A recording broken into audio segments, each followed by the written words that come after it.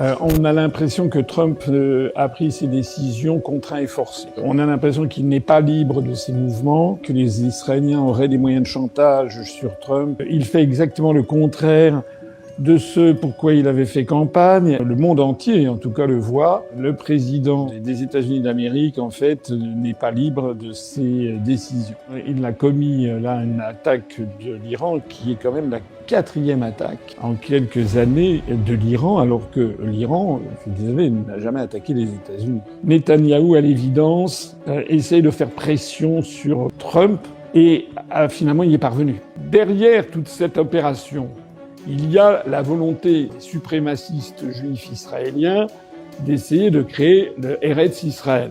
Tous les juifs ne sont pas derrière Netanyahou et derrière le Likoud et l'extrême droite israélienne. Pour agir contre l'Iran, les Israéliens imposent un narratif sur l'Iran qui est repris en chœur dans tous les médias. Il faut trouver forcément des griefs à l'encontre de l'Iran. Alors pendant des années, les griefs, ça a été le programme nucléaire iranien. Ça a duré des années. En fait, l'Iran a accepté les contrôles de l'Agence internationale de l'énergie atomique et il est avéré désormais que, en fait, l'Iran n'a pas de programme nucléaire, de bombe nucléaire. Que l'AIEA elle-même a confirmé qu'il n'y avait pas de programme de construction de bombes nucléaires. Je précise au passage que l'Iran se plie au contrôle de l'AIEA alors que Israël ne s'y plie pas. C'est quand même un mauvais procès que l'on fait à l'Iran. Et comme finalement cet argument ne fonctionne plus, il y a d'autres arguments qui sont venus. Donc l'argument maintenant, c'est l'argument selon lequel c'est une dictature théocratique épouvantable. C'est vrai que c'est pas une démocratie à l'occidentale, mais les démocraties à l'occidentale ne sont que des démocraties de façade. On a dit qu'il avait fait tirer sur la foule, qu'il y aurait eu 30 000 morts. C'est pas vrai. Ça, ce sont des chiffres de la CIA et du Mossad. Je ne dis pas que le régime est soutenu par une majorité de la population, mais il est quand même bien davantage soutenu par la population iranienne que le régime Macron ne l'est par les Français. Le guide suprême Ali Khamenei, c'est un peu comme si c'était le pape.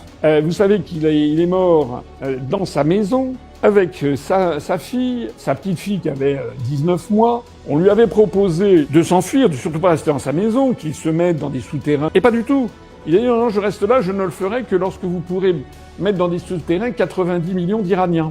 C'est-à-dire qu'en fait, il est allé à la mort. Et il est allé à la mort parce que maintenant, il est entouré des palmes du martyr.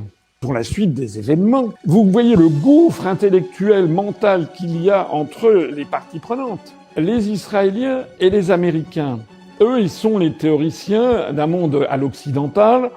On coupe la tête du serpent, tout s'effondre, nanani, nanana. Bon, je pense que les Américains ont sous-estimé l'Iran complètement. D'abord, ils n'ont pas compris que le fait de tuer Khamenei, loin d'aboutir à une débandade en Iran, ça renforce le régime. Vous vous rendez compte que il y a eu une quarantaine de dirigeants iraniens qui ont été tués. Le guide Khamenei, l'ancien président Ahmadinejad, le ministre de la Défense, il y a eu des généraux, enfin c'est incroyable. Tout est prévu, il y a une nouvelle vague de gens qui les remplacent. Vous vous mettez à la tête des gens qui les remplacent, ils savent que maintenant c'est eux qui vont être visés. Il y a quand même une forme de courage incroyable. Trump a envoyé des messages pour proposer un cessez-le-feu immédiat aux Iraniens. Et les Iraniens disent non. Les Américains se retrouvent dans la panade, en fait. Parce que Trump voulait que ça dure pas très longtemps, et là, il a été obligé, c'est une de ses dernières déclarations, il dit que ça va durer 4 semaines. L'Iran a frappé le Bahreïn, le Qatar, les Émirats Arabes Unis à Dubaï, à Chypre, et ils ont frappé notamment des pays où il y avait des bases militaires américaines. C'est un message sur le thème « Vous êtes en fait les larbins de l'oncle Sam ». L'Europe est un peu dans la même situation. C'est-à-dire que l'Union européenne est une création américaine. On est ruiné, on n'a même pas de munitions. Donc le soutien de Merz, Starmer et Macron, enfin c'est les pieds nickelés. On est sous-équipé militairement, on a filé des tas de trucs à l'Ukraine, et en plus on la ramène. Enfin ça va pas du tout. Vous voyez que l'ensemble de la scène politique française est à 4 pattes devant le narratif américano-israélien. À l'exception de LFI et de Mélenchon, maintenant qui est en train de remplacer Jean-Marie Le Pen. Madame Le Pen qui a dit que c'était très bien, mais Madame Le Pen n'y connaît strictement rien.